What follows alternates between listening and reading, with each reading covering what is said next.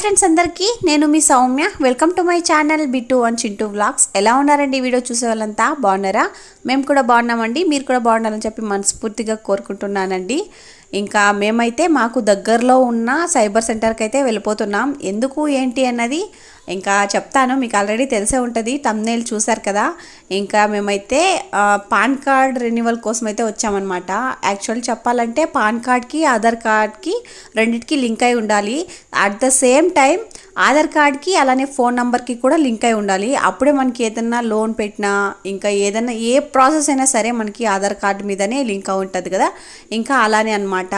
ఇంకా మనం phone number కానీ మనకి ఏది అవసరం ఉంటుందో అవన్నీ కూడా ఒకదానికొకటి ఖచ్చితంగా లింక్ అయితే పెట్టుకోవాలి, లేకుంటే ఎండింగ్లో బాధపడాల్సి వస్తుంది. ఇంకా నాకైతే పాన్ కార్డ్ లింక్ లేదని చెప్పేసి మా హస్బెండ్కి రీసెంట్గానే తెలిసింది.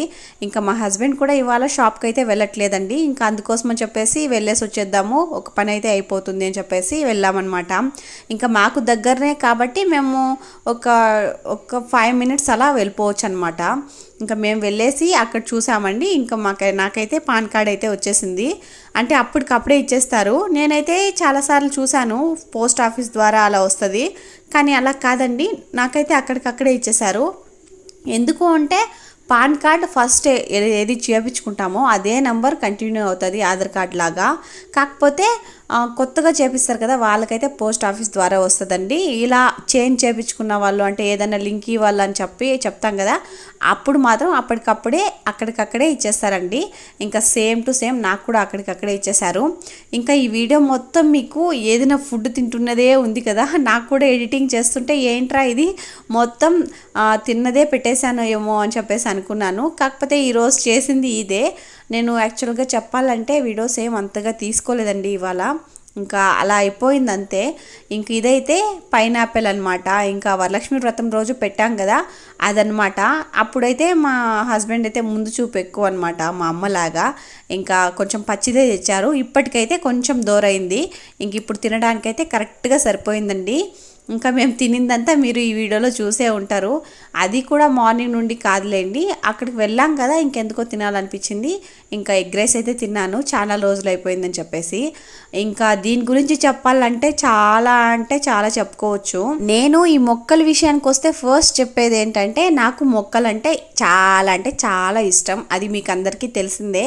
కాకపోతే మా ఇంట్లో అంటే మా అమ్మ వాళ్ళ ఇంటి దగ్గర ప్లేస్ లేదనమాట నాటుకోవడానికి.